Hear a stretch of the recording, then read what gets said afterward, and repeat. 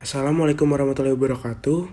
Halo semuanya, kami dari mahasiswa pengantar manajemen Paralel 4 kelompok 6 dan kami akan menayangkan video tentang komunikasi dan teknologi informasi. Selamat menyaksikan semuanya. Kelompok kami beranggotakan 4 orang, yaitu Bayu Chandra Setiawan, Niken Ayuning Tias, Iin Eka Sari, dan Dwinda Nur Azizah. Apa itu komunikasi? Komunikasi adalah penyampaian dan pemahaman suatu maksud dari sumber kepada penerima. Komunikasi terjadi bila informasi berhasil disampaikan dan dipahami kedua belah pihak. Komunikasi dikatakan baik jika adanya kesepakatan atas pesan yang dikirimkan tersebut. Selanjutnya, komunikasi memiliki 4 fungsi. Yang pertama, motivasi. Komunikasi sangat efektif untuk memberikan motivasi, dan dengan komunikasi yang baik, motivasi tersebut akan lebih mudah tersampaikan dan diterima oleh orang-orang. Yang kedua, fungsi komunikasi sebagai kontrol. Komunikasi dapat mengkontrol perilaku orang lain. Yang ketiga yaitu informasi. Komunikasi dijadikan sebagai media untuk menyediakan informasi yang dibutuhkan dalam pengambilan keputusan. Yang terakhir, ekspresi emosional, yaitu komunikasi berbentuk ungkapan emosional dari seseorang yang ingin disampaikan kepada orang lain. Selanjutnya yaitu macam-macam komunikasi. Komunikasi dapat dibedakan menjadi 2, yaitu komunikasi interpersonal atau antar pribadi dan komunikasi kelompok antar organisasi. Komunikasi interpersonal yaitu komunikasi yang terjadi antara 2 orang untuk bertukar pikiran dan saling menyatakan pendapat dengan tujuan saling memahami. Sedangkan komunikasi kelompok merupakan komunikasi yang terjadi dalam anggota kelompok. Komunikasi ini harus berjalan dengan baik agar tercapainya tujuan kelompok. Komunikasi interpersonal terjadi jika pesan yang disampaikan melalui media sampai kepada penerima. Peristiwa ini disebut decoding. Kemudian penerima pun dapat menerjemahkan pesan tersebut dengan baik dan memberikan feedback kepada penerima lainnya. Peristiwa ini disebut encoding. Komunikasi interpersonal bisa dilakukan melalui beberapa metode, yaitu bertatap muka, melalui voicemail, melalui papan buletin, melalui email, video conference, presentasi formal, rapat grup, maupun telepon.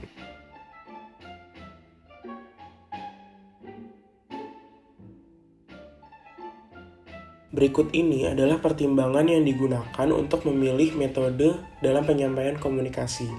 Yang pertama, umpan balik. Yang kedua, potensi keluasan. Yang ketiga, kerahasiaan. Yang keempat, kemudahan encoding. Kelima, kemudahan decoding. Yang keenam, waktu dan tempat. Yang ketujuh, biaya. Yang kedelapan, kehangatan interpersonal. Yang kesembilan, formalitas. Yang kesepuluh, kemampuan di-scan. Dan yang terakhir, waktu yang dibutuhkan. Menurut Dr. Albert Meharabin, terdapat 3 faktor yang menentukan suksesnya komunikasi. Yang pertama yaitu nonverbal. Nonverbal memiliki persentase yang besar, yaitu 55%, meliputi gerak tubuh, ekspresi wajah saat kita melakukan komunikasi. Yang kedua, intonasi. Intonasi merupakan penekanan dalam kata-kata dan tempo saat melakukan komunikasi. Hal ini akan mempengaruhi pendengar lebih memperhatikan apa yang kita komunikasikan. Faktor yang terakhir yaitu kata-kata atau kualitas isi pesan atau konten dan konteks yang dianalisis dengan baik.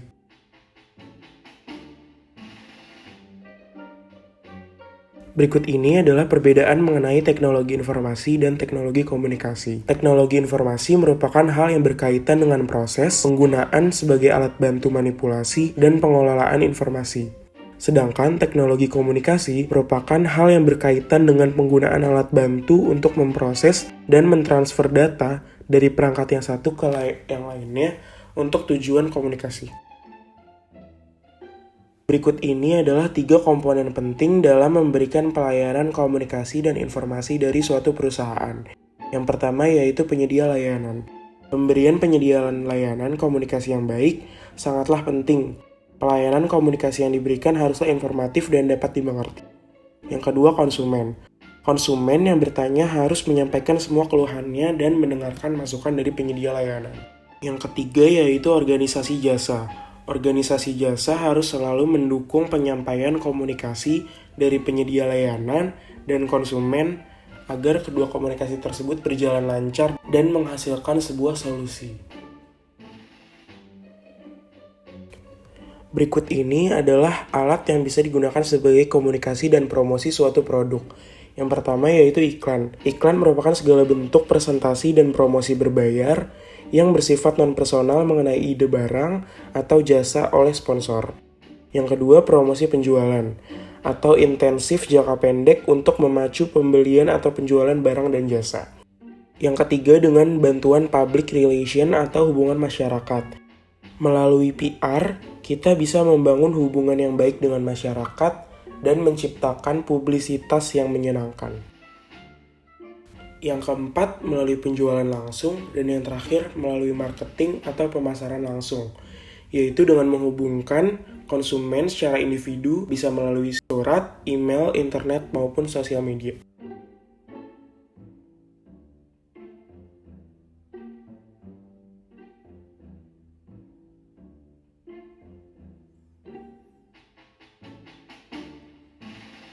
Selanjutnya, kita akan menganalisis strategi komunikasi dan penggunaan teknologi pada PT Bank Sentral Asia atau BCA.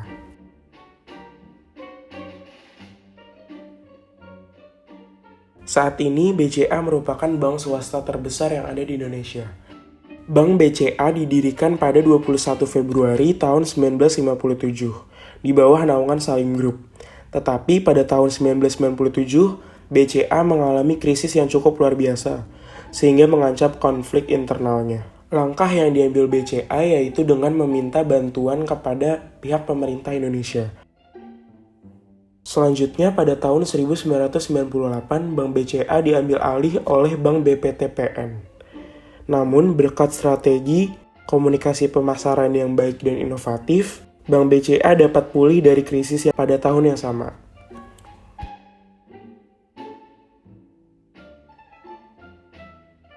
Bank BCA sudah menerapkan konsep komunikasi dan teknologi yang baik.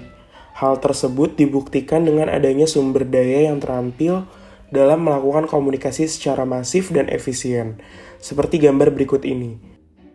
Para pekerja di garda terdepan Bank BCA selalu memberikan arahan yang mudah dan tepat kepada nasabah yang membutuhkannya. Hal tersebutlah yang membuat Bank BCA menyandang gelar sebagai bank teramah di Indonesia. Selain itu, Bank BCA juga selalu melakukan optimalisasi layanan cepat tanggap melalui berbagai macam media komunikasi seperti call center Bank BCA Halo BCA yang juga bisa diakses melalui WhatsApp dan web chat Halo BCA. Semua layanan tersebut diadakan untuk memudahkan para nasabah berkomunikasi langsung dengan pihak bank selama 24 jam.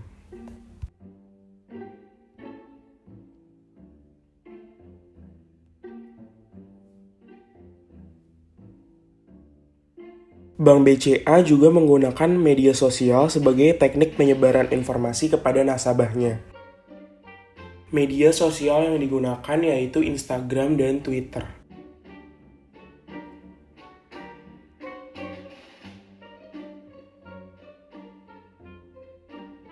Beberapa waktu yang lalu, Satpam BCA juga menjadi viral di Twitter karena keramah tamahannya kepada nasabah. Berikut cuitan para pengguna Twitter yang menggambarkan betapa baiknya komunikasi interpersonal yang dibangun oleh Satpam Bank BCA.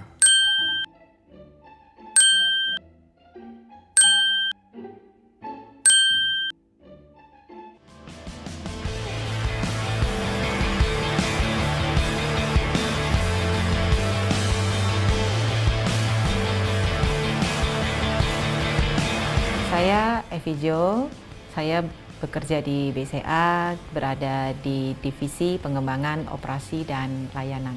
Satpam BCA adalah orang pertama yang langsung bertemu dengan nasabah ketika nasabah datang ke kantor cabang.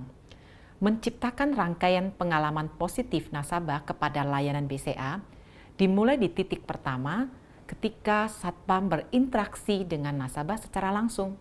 Kantor cabang BCA tersebar di seluruh Nusantara dan melibatkan banyak personil Satpam, banyak teller, banyak CSO.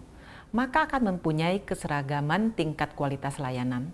Perlu diberikan panduan layanan yang kami sebut dengan panduan SMART. Termasuk salah satunya adalah Smart Satpam. Satpam BCA bekerja sama menjadi satu tim layanan dengan rekan-rekan di kantor cabang. Diposisikan sama pentingnya dalam tim layanan. Bekerja dengan suasana kekeluargaan yang kental di BCA, sehingga hal ini menjadi dorongan kekuatan untuk bersama tim BCA memberikan layanan yang terbaik bagi nasabah.